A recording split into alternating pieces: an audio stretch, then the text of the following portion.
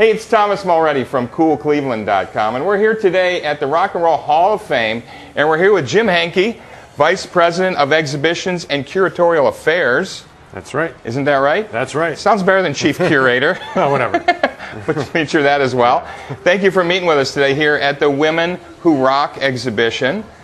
And you had a lot to do with putting this whole thing together. How did this all come about, really? Well, it's something we've actually talked about in my department for many years, and I have to say the women in my department were particularly interested in it and thought we should tell this story. And so after we had the Bruce Springsteen exhibit, we were thinking about what we could do next, and we extended the Springsteen exhibit a little bit. And, That's right. So we thought it gave us time to actually work on this, and we cover about 80 artists in the exhibit, so it took a while to put it all together. Yeah. So it's been a long time coming, right? Just like it was for women in rock, because the Rock Hall's been around for 10 years. But finally, we've got an exhibition that covers, and it's very extensive, isn't it? Comprehensive. It runs through from the early influences in the 30s and 40s. People like who? Bessie Smith and Rosetta Tharpe and Billie Holiday. Billie Holiday. And then Mother Maybelle Carter, and then all the way up to the present, where we have Rihanna, we have Lady Gaga, we have a lot of the current artists, Meg White of the White Stripes. And exactly. It's interesting how you broke it down, because you have some really interesting categories. So you've got like the four mothers, I love that, instead of four fathers, suffragettes, and juke joint mamas, right?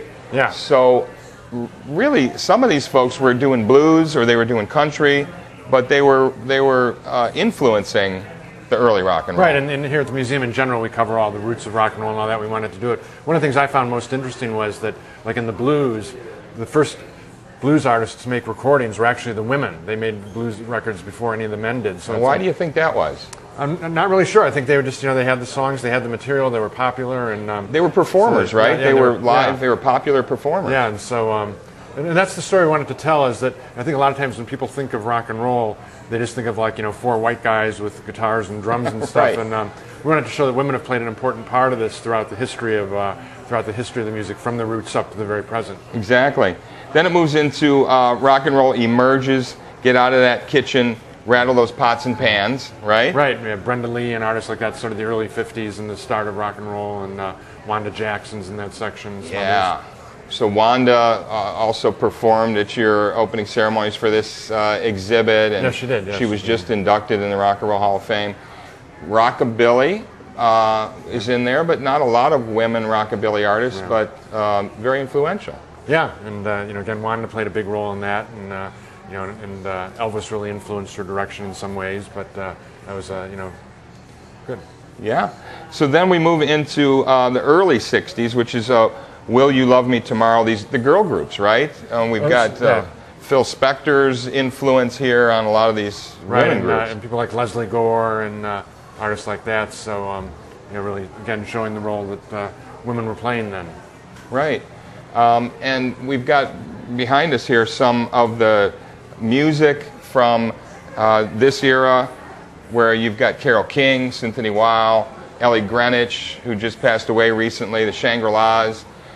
These were women that were writing their own music now, right? This was something new in this era. And that's one of the things, again, we wanted to show, is that women were writing the music and all that. And one of the things we do throughout the exhibit is, it's not just like dresses and stuff. Yes, there are a lot of dresses in the exhibit, but we have guitars and Meg White's drum and stuff like that, and then all these lyric manuscripts and things to show that women play the instruments, write the songs, sing, and all that. So we just really wanted to show that they played an important role. And the '60s were so important. You really have two categories here, because the early '60s girl groups was one aspect, but then around the mid '60s with the women's movement, all of a sudden you had, and we're turning to look at some of these others. You've got artists coming out in the later '60s, like the Janis Joplins, the Tina Turners, who, and you're calling this revolution, counterculture, and the pill, right? Yeah, so I mean, these were really important aspects. Then we have Grace Slick from the Jefferson Airplane, and the Mama Cass, and Michelle Phillips from the Mamas and Papas, and so a lot of different artists, and then also the songwriters, people like Joni Mitchell, who made such great records, and Laura Nyro. So it really does cover that late '60s period when music was really changing. Right, and all of a sudden people were looking for these women. Like Carole King had probably one of the biggest albums of the late with Tapestry, right? people loved this singer-songwriter that was a woman that brought really a different perspective on what rock could do. This was a fundamental change, was it not, in what rock and roll now was capable of doing? Yeah, it really was, and you know, as the music started changing, you know, just across the board, and you know, you had the stuff going on in Los Angeles and out in San Francisco and all that, and really, you know, was sort of the counterculture movement and all that, and the music changed with that. Right. That's one of the other things we try to show in the exhibit is that how the changes in society have affected the music and all that. So we have a timeline that goes around the first floor and up the stairs to the second floor, and it talks about important events in you know, women in music history, but also important events in history that impacted you know, the way the music was changing and women's role in society. In society, because it was really, they were affecting each other. Right. The music all of a sudden was on the radio, and it was affecting Supreme Court decisions and women's issues across the board, and also people are singing along with this stuff on the radio.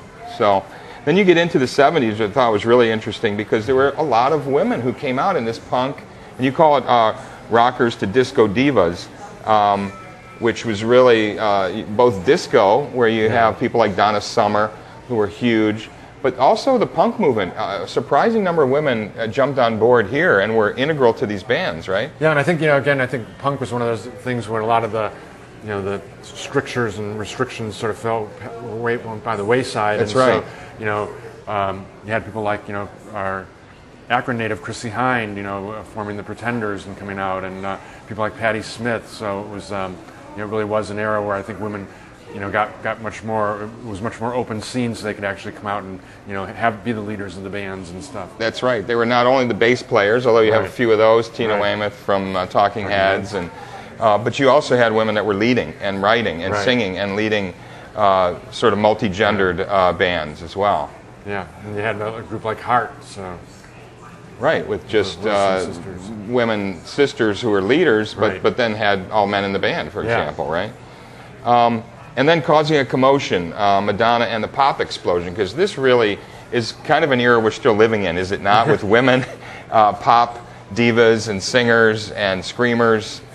Yeah, and I think, you know, part of that was sort of the, you know, the MTV era and MTV with the videos, and so you had people like Madonna who were, you know, becoming more outlandish in the way they dressed and things like that, and the whole stage presentation became, you know, more of a show. It wasn't just, again, going up there and playing or things, so it was yet another change in the direction of rock and roll. Right, so it rebounded from punk, which was just standing there playing your instrument, if you could even do that, to all of a sudden it was a show again, and it was dresses and video and all that.